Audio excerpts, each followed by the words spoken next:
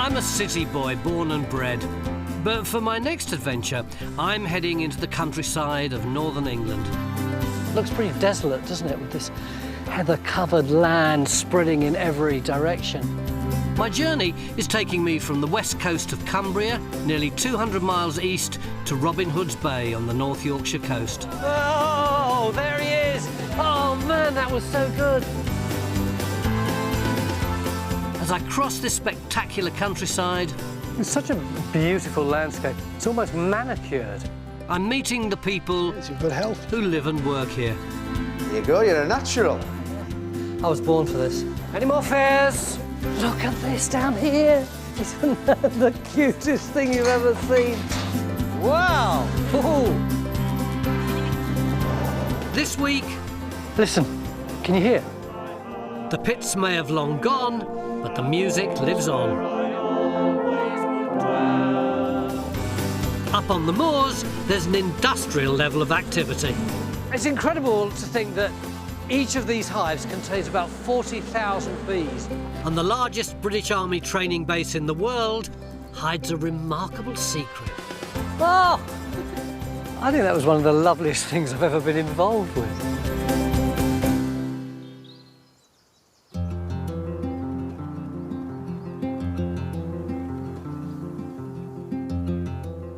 Oh, I finally arrived in the Yorkshire Dales. Look at that.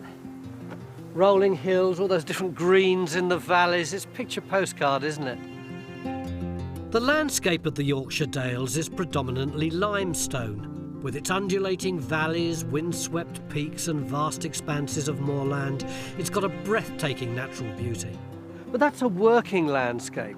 I want to find out more about the people who live there, what they do, what challenges they have to face. I'm rather looking forward to it. I've now crossed over the border from Cumbria to North Yorkshire, and I'm halfway on my coast-to-coast adventure. On this part of my journey, I'm starting in the village of Hawes, home of a famous Yorkshire export, travelling east across the Yorkshire Dales until I reach one of the finest country estates in Yorkshire, Kiplin Hall.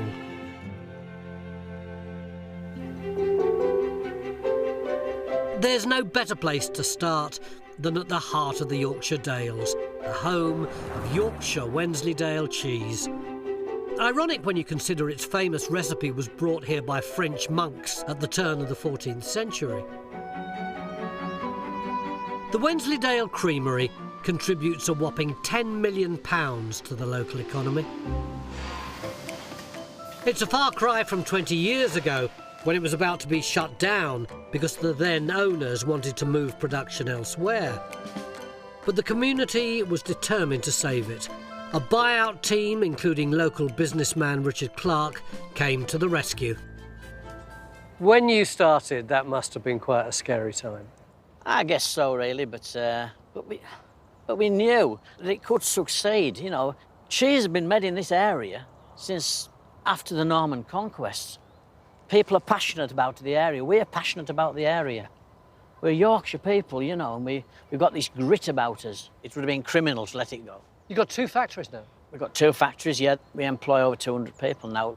All the milk comes from farmers within the given region, from the area which should be used for making traditional Yorkshire Wensleydale cheese. How much cheese are you making now? We make over 3,000 tonne of vat-made cheese a year. We strive to perfect what we're doing. What are your plans for the future? World domination. Cheese domination? Yeah. You heard it here. Yorkshire Wensleydale is famously handmade, so I think it's time for me to lend a hand. I'm about to enter into the hallowed sanctuary of true Yorkshire cheesemaking. But before that, I've got to get all kitted up. I'm not telling you this code either. Paul. Expert cheesemaker Paul Whitehead has been working here for 15 years. Earplugs. Now what? Hairnet back down over ears. Pardon? Oh, come here. Before I get to taste it, this Yorkshire Wensleydale has to go through 10 processes to turn the locally sourced milk into cheese. So here we're running our freshly pasteurised milk in, ready for the process to begin. Cool. It's a lot of milk there, isn't there? How much do you reckon? Well, this is one of our smaller vats. That'll be about 5,000 litres now. And what's that big arm doing? All that big arm's doing now is stirring the milk so the fat doesn't settle out. Yeah. The next step will be to add our starter cultures in. This is a special mix of bacteria that are added to the milk to make it sour. It's these that contribute to Wensleydale's unique, mild, fresh flavour and crumbly texture. So would that taste any different? Yeah, that would taste like natural yoghurt. Rennet's then added to set the mixture, and this becomes curds and whey.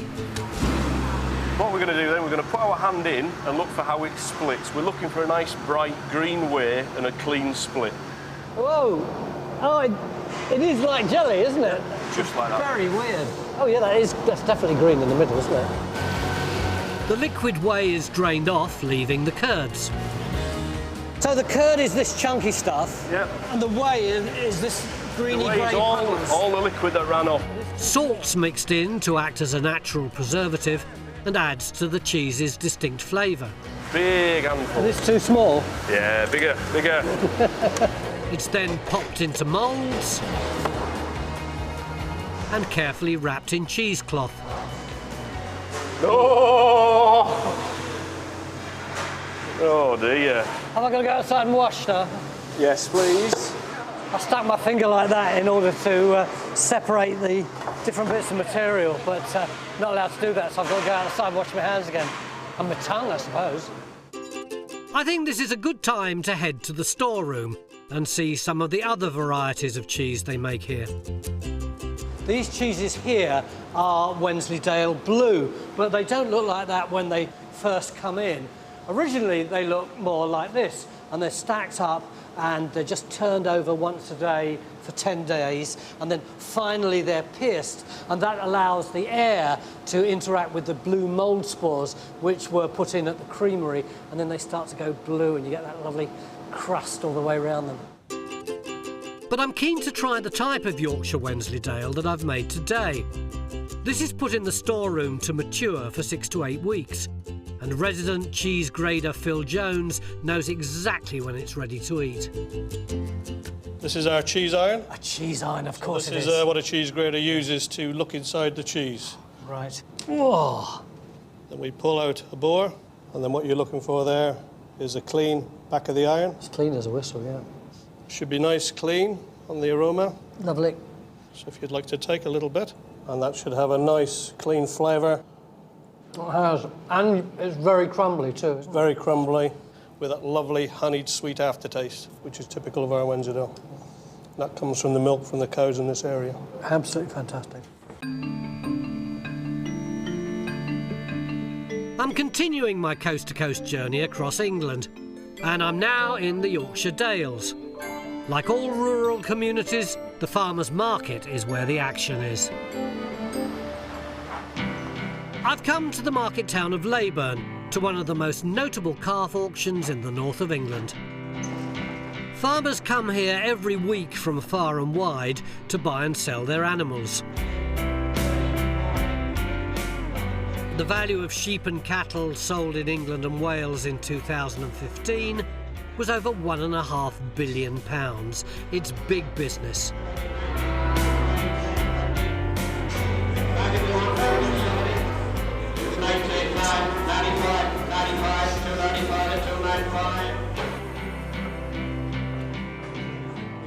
Breeders Richard Shuttleworth and Colin Whitlock have travelled 40 miles from Skipton to try and sell their 8 calves.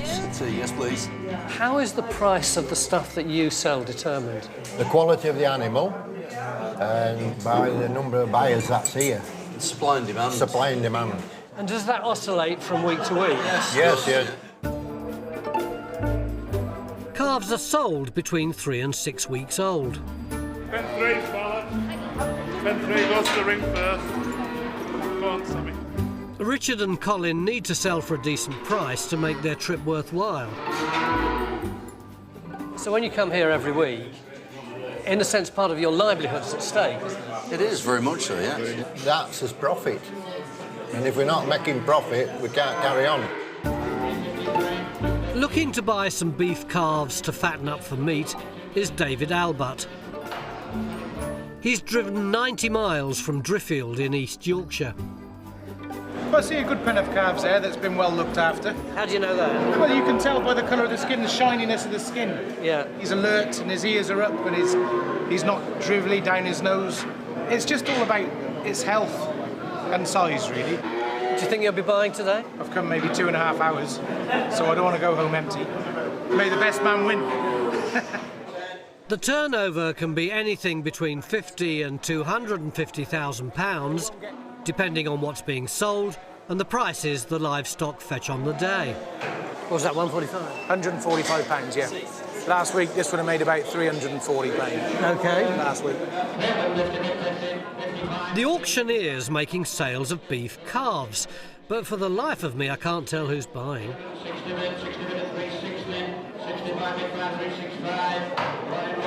you bidding? I only just realised that. It is like playing poker, isn't it? You never want too many people to know what you're up to. I always fancied myself as a bit of a poker player, so I want to have a go. 15. 25? 5.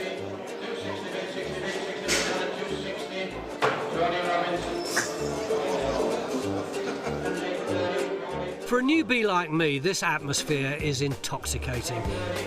Leave it, leave it, leave it, leave it. And it's easy to get carried away. They can't stop you. Yeah. I feel like a cowboy. 134 calves have been sold here today, but unfortunately it's not been a great day for sellers Richard and Colin. A bit disappointing, really. Calf made 365 and I thought it'd have made 400. Same for you? Yeah, disappointed with today's trade. What were the problems today? I think it was mainly down to the number of buyers there were around the ring. So was it your mistake bringing them here today rather than another day? No, calves get to a point that they're ready for selling, so when they're ready for selling, they need to go. But that's how it goes. That's what a market's all about. It's what it is on the day. The trade is on the day. It was a buyer's market today, and David's very happy to have bought calves for an average of £142 each, a very good price. Must have been my bidding. Yeah, we've had a good day. Had a good day, for a change. It's been easier to buy today than in previous weeks. But you did enjoy today, didn't you? Yeah, I do enjoy market days, yeah. It's where you make or break it, I suppose. You must have brought me some luck. It wasn't so much having the calves that was the pleasure for me, it was the bidding for them. Have you paid for them? I think it's time to leave before I get lumbered with a big bill.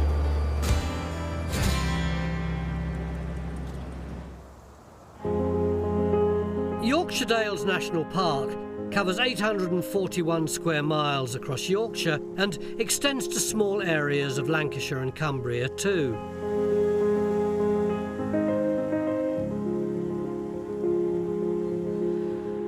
And just 7 miles down the road from Leyburn is one of its most famous natural landmarks. Throughout my journey across Cumbria and the Yorkshire Dales, I've constantly been bumping into people with innovative new small businesses.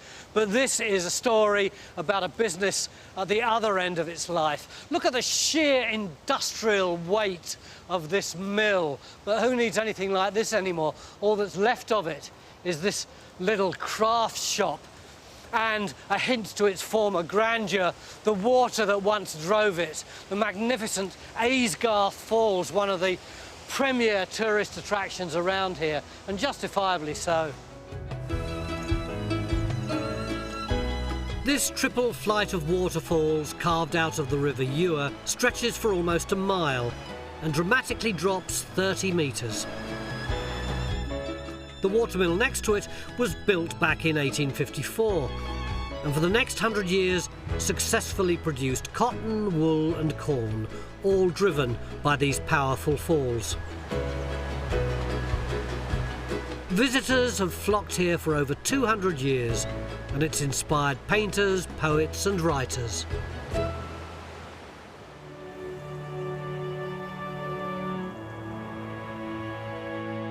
I've now left Aysgarth in Wensleydale and headed just 10 miles northwest up to the neighbouring valley of Swaledale.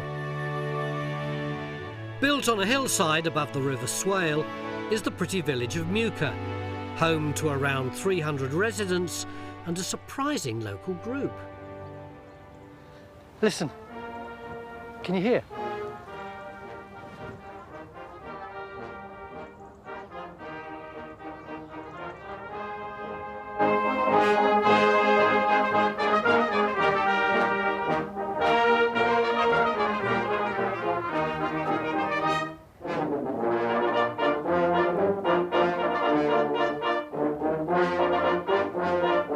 This is the Muker Silver Band, a traditional brass band that, albeit with different members, has survived for over 100 years.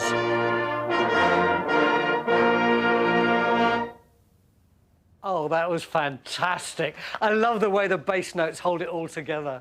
I love the twiddly bits at the top as well. But how long has this band been in existence? We formed in 1897. You weren't there at the beginning, were you? No, but those two up there were. Are these guys Two here? of Yeah, those, yeah, they yeah. were. There are 15 surviving brass bands in the Yorkshire Dales today, but back in the early 19th century, there would have been many more. The local workforce were lead miners, and every mining community had a band. Today, Muker's current bandmaster is Norman Guy. It started because of Queen Victoria's 60th Jubilee, so our vicar of the time decided why didn't Muker have a band to play for the anniversary of Victoria. So that's how the band was formed. Back in 1897, residents wanted their own band so badly they raised £50, a small fortune at the time, and bought some second-hand instruments. The band was born. But less than 20 years later, unable to compete with foreign imports, the lead mining industry virtually collapsed. The mines may have gone, but the band played on, although some things have changed, as Dorothy Guy and Judith Dower explain. Were there both men and women here from the beginning? No, not in 1897. So when did the women come in? Well, I started in 1971. But you were one of the first. Yes. One of the suffragettes of this band. Well, the others weren't far behind. And you've been on tour too recently, haven't you? Indeed, to Southern Ireland. We played in Adair and Bunratty Castle. How did it go? Very well. You sure? All the time? Well, what goes on tour stays on tour. Sylvia Crooks has played concerts with the band all over Europe. They continue to give regular performances in nearby Richmond and across the Dales. The band's still hugely popular in the village, with their members ranging from 19 to 82 years of age. What else are you going to be rehearsing this afternoon? The Swaledale song, which is our local anthem, I suppose you could call it. It's a song that was written by John Reynoldsson in 1886 as a lament for the closing of the lead mines. So if there's a lament, does that mean that there's lyrics as well as music? There are, yeah. I'll sing of a place to my heart very dear, a place where I always would dwell. And if you will kindly lend me your ear, a few of its beauties I'll tell. That's lovely, isn't it? So you're going to sing that this afternoon? Yes, and will you sing with us? I don't know the tune. Well, we'll soon learn it. It's not a difficult tune. All right, you sing along with me? Yes, I'll sing along. All right.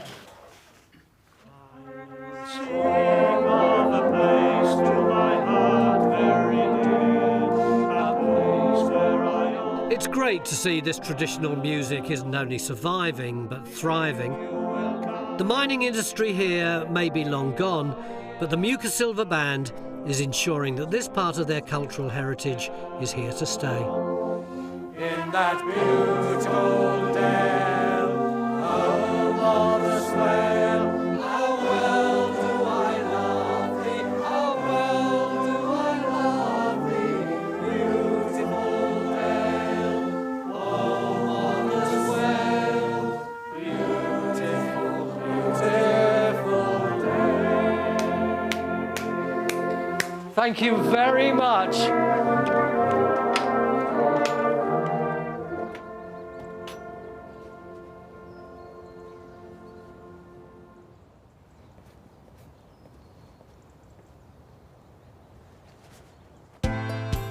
In the next part of my journey, I'm heading 25 miles north to discover another industry thriving on the heather moorlands.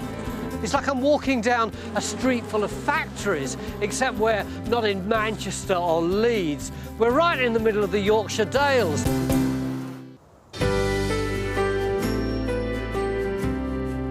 It's a peaceful dawn. I'm up early and heading to a remote part of the Yorkshire Dales, 12 miles north of Leyburn. It's first thing in the morning on the Yorkshire Dales. There's a bitter wind. It's like I've just dived into a pool of freezing water, and I hate early starts, but I've had to because I've got to meet some workers who've got up even earlier than I have. Thousands of them, actually.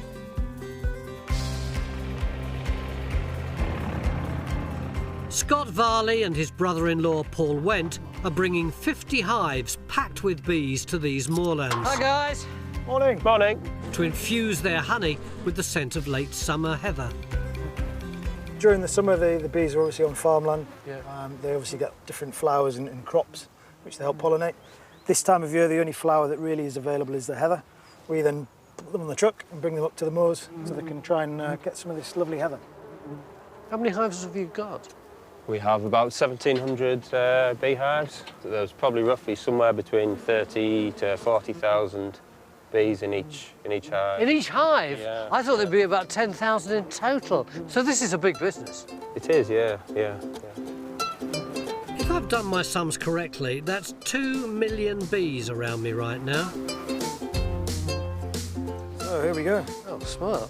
And, hopefully that should keep you protected. Time for me to go undercover. Yeah. I've no idea where I'm going most of the time in this hat. Throughout the year, Scott and Paul move their hives to different sites across Yorkshire and Durham.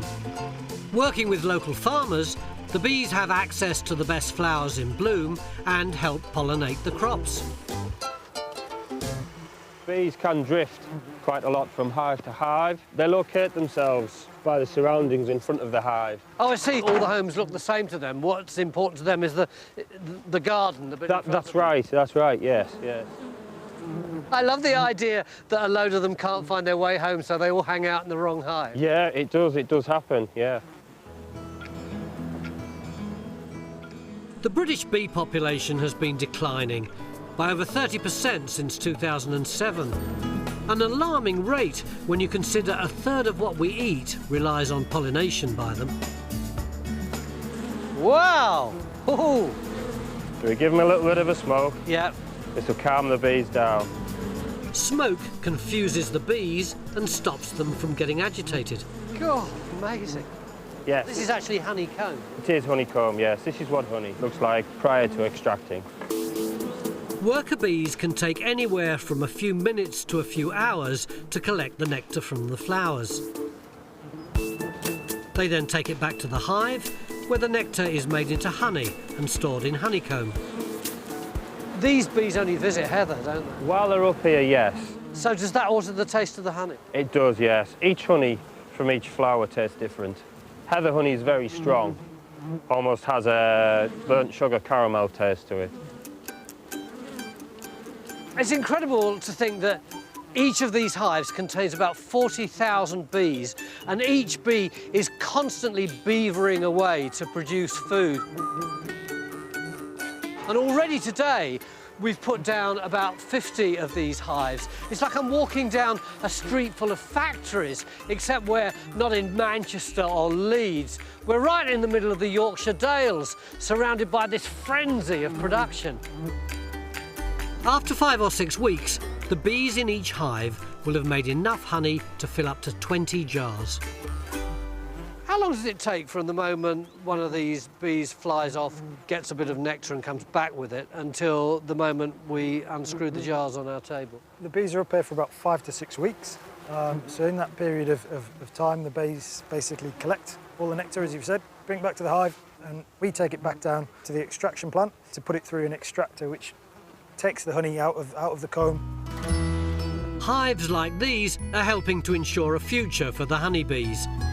Beekeepers like Scott and Paul are helping to save the species while providing us with something naturally sweet. We've just about finished now. In about 5 weeks' time, the lads will come back, put the hives back on the van, take it off to Paul's place. He'll take the frames out, extract the honey. They'll put it into these jars, and Bob's your uncle. There we go.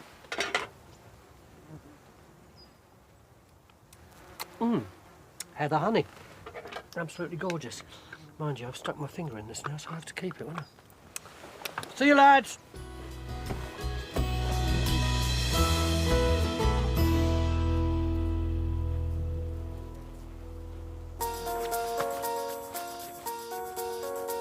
Leaving the North York moors behind, I'm marching 3 miles south of Richmond to visit the biggest army barracks in the world. Catterick Garrison covers an area of 4 square miles and is home to 13,000 personnel. Good morning, sir. Good morning. Foxglove, sir? Yeah, that's right. Write your name there, please, sir. Thank you very much. Have a nice time. I'm not here to play soldier, but to visit one of its disused training grounds that has now been transformed into a wildlife haven. The man behind the whole project is Major Tony Creese of the Royal Scots Dragoon Guards. Tony, hello. Major Tony Creese. Welcome to Foxglove Cover. Thank you. Great pleasure to have you here. Really nice to have you here. Looking forward to it. I'm really intrigued. When army training left the site, the land lay wild for 20 years. But when Major Creese returned from the Gulf in 1992, he saw its potential and, driven by a passion for wildlife, set about its transformation into a nature reserve. What did this look like originally? This place originally had lain fallow for 20 years. It was really a wilderness, it was a jungle. Today, I'm getting the chance to join a team of volunteers who are building a new feeding point for birds and otters in the middle of the lake. This is the volunteers just clearing up now before we start taking the... It's a lot of brush, isn't there? A lot of brush. Shall I give him a hand? Yeah, absolutely. Right, here we go. Oh, thank you. Around 100 volunteers help at the site every week. Oh, my word. An even split of military and civilians. This is one way of bringing the garrison and the local community together. As befits his rank, Major Creese is overseeing operations. Right, ladies and gents, if you could finish off now, please, and make your way back up onto the boardwalk. Sean and Lee, you ready to go? Good to go, Tony? Yep. Roger, you fit to go with a winch, over? We're going to start up now then, over. Roger, out. Right, well, we're ready to go.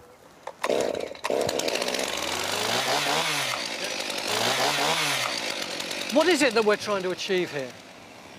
We've got an old ash tree that's rotten, and we're going to drag it into the middle of the lake where it can be seen clearly from the hide and create some perches for the waterfowl that we have. You know, the moorhens, coots, ducks, probably kingfisher. So you're fighting in the middle of Iraq, and then you come home and you stick a nature reserve in the middle of Catterick Barracks. What's going on, Tony? I've been interested in wildlife all my life. You know, in the Gulf, I used to watch the wildlife crossing the desert. So even there, it was fun. Roger, now very, very cannily, if you would, just start to pull it. Going.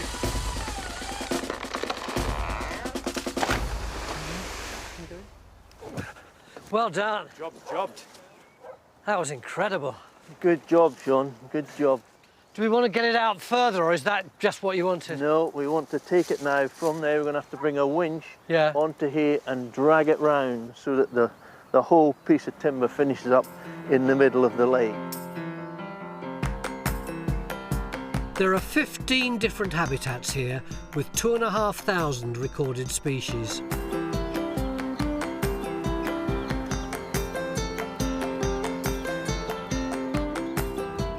These include over 100 species of birds that are carefully monitored by a team including Sophie and Stacey, including this tiny willow warbler. They have the job of ringing and recording the birds' movements and population. So he has a ring number of AKN 109. Perfect. So he has a wing length of 56. So he can be released and off you go. Hello. What have you got in there? This one is a siskin. Oh, it's a lovely colour. Where did you collect it? So we've collected these this morning. As you can see, we've got a few more. These are all birds? These are all birds, Hi, guys. So we catch them using a process called mist netting. So we put up these really fine nets sort of between the trees, and then the birds fly into the nets. Yeah. To date, the Foxglove team have ringed 57,000 birds, ranging from the common blue tit and robin to ones as rare as the yellow-browed warbler and the icterine warbler. L365383. They don't get distressed by the rings? No, it doesn't distress them. We have different sized rings for the different sized birds so that we can get the lightest ring possible for each bird. Each ringed bird is skillfully handled to prevent injury, and its weight and size are carefully recorded. It is. Weighs 11.5 grams. So presumably you can get a lot of evidence of their migration patterns from this? Yes, yeah, we can, and it's amazing how far some of the birds travel. Even like a blackbird from here has been found in Norway. You wouldn't think they would go that far, but they do. I certainly wouldn't think that a blackbird would go to Norway. I thought they just hung around your house. Keeping detailed records of the wildlife is very important as part of the conservation work. It flags species that are in decline and enables the Major and the team to help protect them. So this is a chaffinch. Tony, would you like to release this one? I'd love to. Back into the wild. I don't know how to hold it. Well, if you can see, there's a natural hollow between these two fingers here. Yeah. So if you place that over the bird's head. Yeah. Oh, that's it. That's called the ringer's grip. Oh, look. Aren't you gorgeous? And then you just need to take the top hand off when you're ready. Oh! I think that was one of the loveliest things I've ever been involved with. It's gone. Thank you. We might find out where to one day. It's time to see how Major Crease and his team are getting on. It's well into the afternoon now, and the guys have been working all day to get the winch in place and lash the ropes across the tree to make sure they get it where they want, so it can become a sanctuary in the middle of the pond for birds and otters. Willie, when I give you the go, really slowly, just start to pull it. Full go, over. OK, Willie.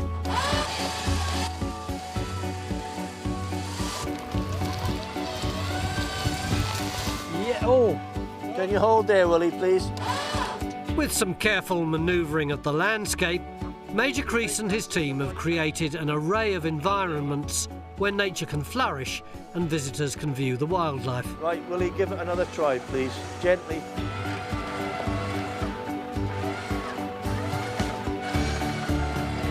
No, stop. Whoa. Willie, I think that's good there. Can you hear me? Yes, I can hear you. Send over. Looks really good from the height. It's really central. Over. Really pleased with that. Thank you very much indeed. Thank you. It does look good, doesn't it? Good. Yeah. Well done. Brilliant. I'm very grateful. Thank you very much to all of you.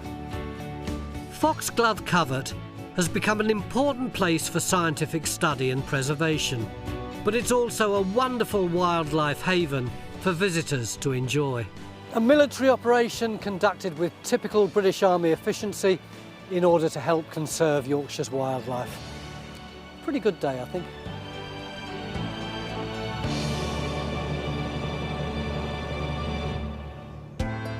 Coming up, I visit a grand house where the neglected land that surrounds it has been lovingly restored to its former glory. So that's 5 years ago, right, and there's nothing here but sheep and grass. Yes. And you've got to turn it into a garden. Where do you start? I'm continuing my journey through the spectacular Yorkshire Dales. I've left Catterick Garrison and I'm off to visit one of the most charming places on this route. Just 11 miles east is the country estate of Kiplin Hall.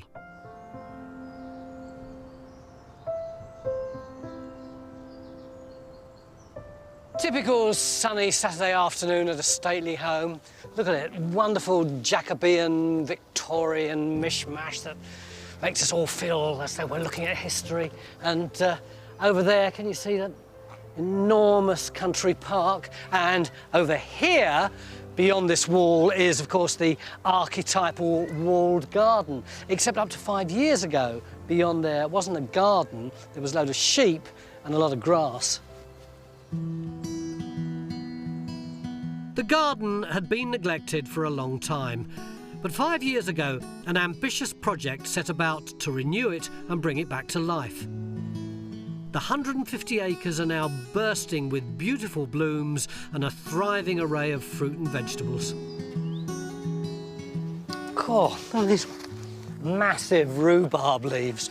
When I was a kid, I used to be a bit freaked out by rhubarb. I think it was something to do with the size of all this vegetation, but now I find it really rather exotic.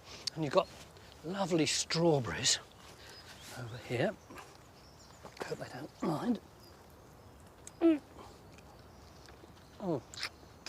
When I was a kid, my dad came home from the Second World War and he planted this little vegetable garden outside our back doors so that his son would be full of vitamin C as he grew up. So every time I see rhubarb and strawberries and raspberries, I think of the old man, bless him.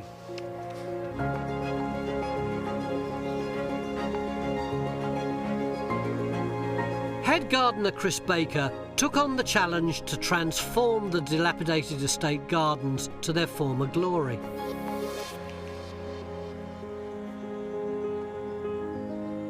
Cool, that looks old.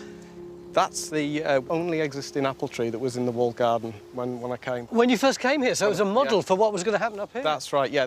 Soon, I guess, the branches will be touching and you'll have a real avenue of trees. So what kind of veg were they growing in the Victorian times? Well, not too dissimilar to now. I mean, we've got pickling cucumbers, Savoy cabbages, peas, you know, and beans. It's similar things, but different varieties. Throughout its 400-year history, this Jacobean country house has been owned by just 4 families. Kiplin Hall was originally built in 1619 for George Cavett, the Secretary of State for James I. During the Second World War, it was requisitioned and converted into flats for RAF officers.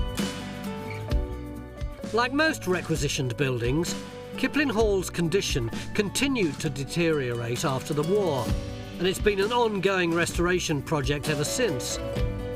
The last owner was Bridget Talbot, who was determined to save it from demolition and set up the Kiplin Hall Charitable Trust in 1968. It's still run by the trustees today. It wasn't just Chris's green fingers which brought the garden back to life. To get the details right, he had to turn detective. So that's 5 years ago, right, and there's nothing here but sheep and grass. Yes. And you've got to turn it into a garden. Where do you start? Well, first of all, you've got to look at the maps. It's all in the archives. It's in the North Yorkshire, in the Records Office, and of course the archives that we have here as well. Chris was able to study the Ordnance Survey maps that were drawn in the 1890s. These clearly show the layout of the garden and outbuildings, providing Chris with accurate information which helped to replicate the design. So, according to the OS maps, what they had here were one greenhouse, which was a show house because it was next to the main path. They had another one over there, which was grown subtropical ornamental plants. We've got seed lists which date from the 1770s, which would indicate that they were actually growing vegetables. Later on, in about the 1890s, we're looking at photographs of how the walled garden looked, which then gives us a general layout for the actual beds themselves. Walled gardens reached peak popularity for large houses during Victorian times. These walls not only protected the crops from the elements, but also from scrumpers stealing their prized produce. We then see whereabouts the nails were in the walls, whereabouts the fruit foreman was putting his nails, tying his fruit in, looking for labels on the walls, because once you have the lead labels on the walls, then you know what variety of fruit they were actually growing on the wall. Old lead plant labels? Yeah, so we've got Kirk's plum, which is down there. So we research, can we still get hold of Kirk's plum? Yes, we can. So we buy it. In its heyday, there would have been at least 7 full-time gardeners tending to these plants. These days, Chris relies on a team of 15 part-time volunteers who are carrying on traditional techniques like training these fruit trees into beautiful shapes. That one is gorgeous, isn't it? So that's fan trained, and the fan trains are like a fan. And then we've got espaliers, the trees which have horizontal Oh, yes, arms, yeah. We're pruning them in the modified laureate system. Oh, come on, the modified laureate system, what's that? It is a true system of pruning espalier fruit trees where we take these lateral shoots down to 1 to 2 leaves, like so. Yeah.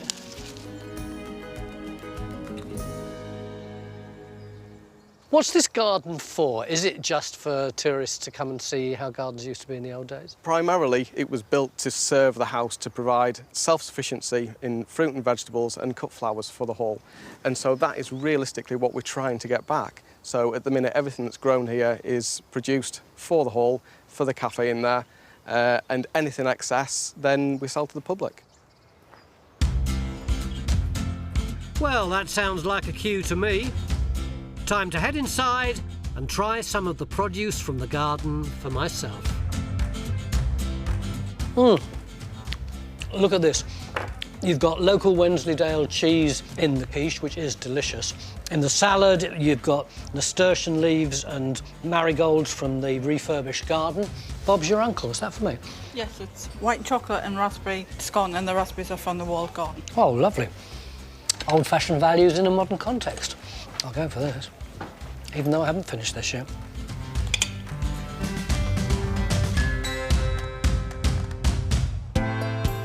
Next time, I'm in North Yorkshire, where I get a bird's eye view of the moors. Takes your breath away, doesn't it? Absolutely. Sample some of the area's more colourful crops. This is like eating a bridal headdress. And discover the story of the penniless monks who upgraded their humble monastery into the grandest of abbeys. Bang! Where's the poverty now? They'd put up this symphony in stone.